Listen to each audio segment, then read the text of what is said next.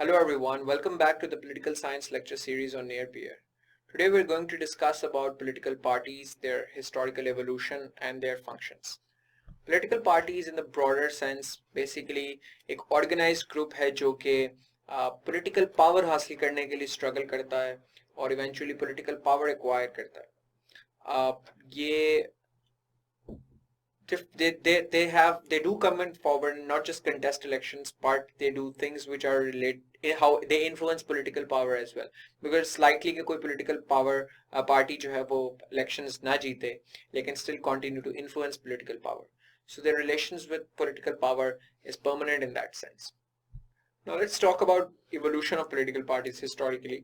और इसके ऊपर मल्टीपल टाइम्स क्वेश्चन भी आ चुका है पास पेपर्स के अंदर जैसे कि आप देख सकते हैं. तो जो एंशिएंट ग्रीक डेमोक्रेसी थी जो कि was the progenitor of the modern democracy, they didn't have any organized political parties for the very reason that Greeks generally tended to be direct democracy. तो political parties की अमूमी तौर पे जरूरत ही नहीं पड़ती थी. Political parties are more important in indirect democracies क्योंकि indirect democracies में representatives की जरूरत होती है क्योंकि it's a representative democracy. Again, if we move forward in time, in the Roman Senate, there used to be two groups, the patricians and the plebeians. Patricians used to represent the noble families, the wealthy classes, is those who had traditionally had the power. The nobility was represented by the patricians. The plebeians represented the wealthy merchants and the middle class. तो जो एक middle class या एक striving working middle class थी और merchants थे, traders थे, उनको रिप्रेजेंट करते थे प्लेबियंस. तो ये दो ब्रॉड यानी आप कह सकते हैं कि earlier forms of political parties उन्हें कहा जा सकता है इनफॉर्मली बिकॉज वो दो डिफरेंट इंटरेस्ट ग्रुप्स को रिप्रेजेंट करते थे. But since the fall of the Roman Empire, they came under the clergy, the church, and then the authority of the kings. The people of Europe did not have any real meaningful voice in the political affairs, and political parties were virtually absent. The Popish plot in England was very formative and was a watershed moment in that regard. 1768 में एक अफवाह फैली बर्तानिया के अंदर कि king Charles to को deport करके को डिथ्रोन करने की साजिश कर रहे हैं. For context, England is a Protestant country and the popular rumour was कि जो इंग्लैंड के अंदर जो माइनॉरिटी रोमन कैथोलिक्स की है वो Roman Catholics king Charles second को डिथ्रोन करके जो किंग चार्ल्स का भाई है James who was the Duke of York जो कि रोमन कैथोलिक है उसको इंस्टीट्यूट करने की कोशिश कर रहे हैं. So in actuality there was no real popish plot but parliament इस चीज से काफी अलार्म हो गई और पार्लियामेंट इसको सही समझने लगी. और पार्लियामेंट ने क्या किया, पार्लियामेंट ने कानून पास करना शुरू कर दिया कि कोई भी रोमन कैथोलिक जो है वो पब्लिक ऑफिस नहीं होल्ड कर सकता और ड्यूक ऑफ यॉर्क जो है वो इनहेरिट नहीं कर सकता थ्रोन को. But this attempt by the parliament was seen by king as infringing upon that king's right. और king ने इसको इस तरीके से देखा कि parliament is trying to control my right on my inheritance. तो कंट्रोल ने इस कंट्रोल की और इस इन्फ्रिंजमेंट की रिस्पांस में किंग ने पार्लियामेंट को डिसॉल्व कर दिया और पार्लियामेंट डिसॉल्व हुई तो पूरे इंग्लैंड में इस पूरे इशू के ऊपर एक काफी स्ट्रॉन्ग रिएक्शन आया. People were either for king's decision और they were against king's decision. Those who decided those who favoured calling for a new parliament were called petitioners के इन्होंने पिटिशन बेसिकली की कि नई पार्लियामेंट को कॉल करना चाहिए. वो लोग जो किंग के डिसीजन से एग्री नहीं करते थे, they were called the abhorrers by virtue of the fact that they abhorred any attempt to control king's actions. So they were for the king. Petitioners were later called Whigs and the supporters of the king were called the Tories. I have given the brief history of the names as well. Whigs एक पुराना नाम था Scottish Presbyterians के, उन लोगों के जो government को अपोज करते थे. Tories were basically an originally name जो कि नॉर्दर्न आयरलैंड के जो रोमन कैथोलिक्स थे,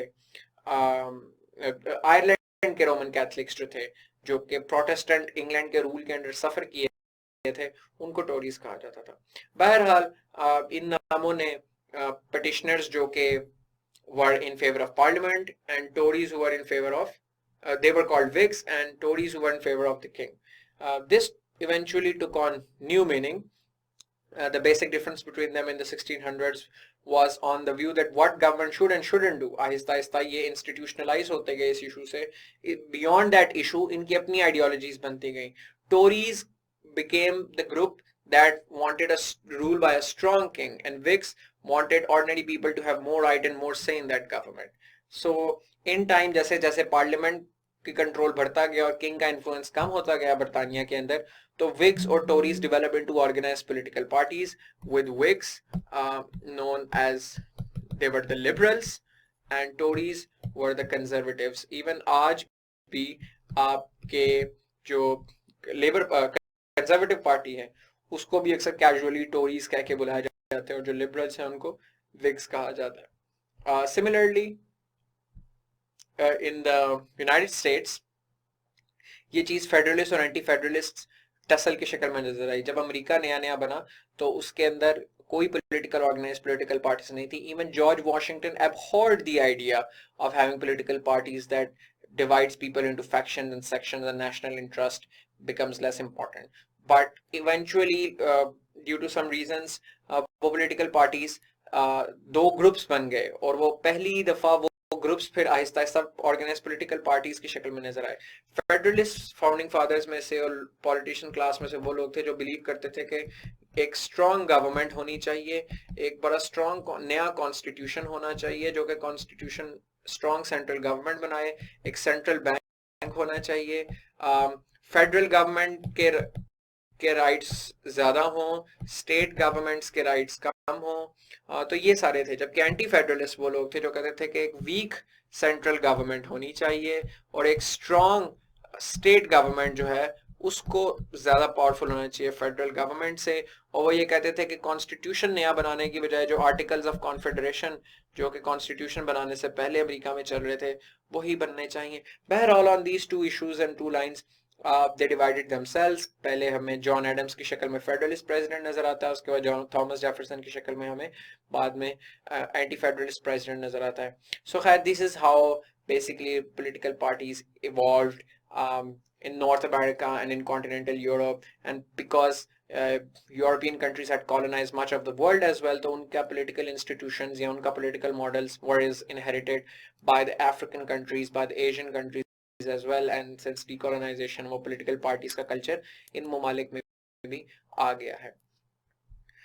Now coming to the roles of functions of political parties. Political parties बहुत मुख्तलिफ किस्म के functions perform करती हैं. उनमें सबसे पहला is the nomination function, जिसके अंदर वो multiple public offices के लिए candidates को nominate करती हैं. इसके अंदर आप local government के ऊपर सबसे पहले तो वो करती हैं जिसके अंदर आपके मेयर्स हैं, नाजिम्स हैं, आपकी डिस्ट्रिक्ट काउंसिल्स हैं, आपकी यूनियन काउंसिल्स हैं. सेकंड पे आपकी प्रोविंशियल गवर्नमेंट्स के अंदर वो नॉमिनेट करती हैं for chief ministers, for chief executive at the province और different provincial ministries and then at the federal government.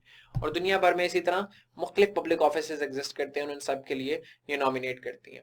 The second is informer stimulator function. This means that they help inform the public और they help stimulate certain issues or certain information in the society. वो लोगों को interest बढ़ाते हैं politics के अंदर, वो लोगों को पॉलिटिकल प्लेटफॉर्म प्रोवाइड करते हैं, वो पॉलिटिकल इंक्लूड करते हैं लोगों को. और ये सारा फंक्शन पॉलिटिकल पार्टीज परफॉर्म करते हैं. Hence, as you remember from the last lecture that I said that political parties has an educative value. वो लोगों को educate करते हैं about political affairs. The third is the bonding agent function, which means that they help ensure the good governance, the good performance of its candidates और its office holders को वो regulate करते हैं अपने internal affairs को ताकि एक अच्छी performance candidates की और office holders की हो सके. Fourth is the government function, which is the obvious function के वो चूंकि गवर्नमेंट फॉर्मुलेट करने वाली पार्टी भी एक सियासी जमात होती है, so they perform all the functions of a government. इसी के साथ साथ आप ऑपोजिशन फंक्शन भी ऐड कर सकते हैं कि कोई ना कोई जमातें मिलकर मुश्तरका तौर पे ऑपोजिशन में भी एग्जिस्ट करती हैं तो वो ऑपोजिशन फंक्शन परफॉर्म करती हैं. The fifth is the watchdog function. It's could also be like accountability function, जिसके अंदर ऑपोजिशन की जमातें या छोटी जमातें जो अपोजिशन में नहीं है या जो पार्लियामेंट तक भी नहीं पहुंच सकी, उनकी एक खास स्टेट पावर होती है थोड़ी थोड़ी बहुत, तो वो इस तरीके से नजर रखती हैं और वो क्रिटिसाइज करती हैं गवर्नमेंट के ऊपर. So they keep a check on the government, existing government. So these are the multiple issues around which political parties advocate. और तो ये multiple functions आपके सामने आ जाते हैं political parties के.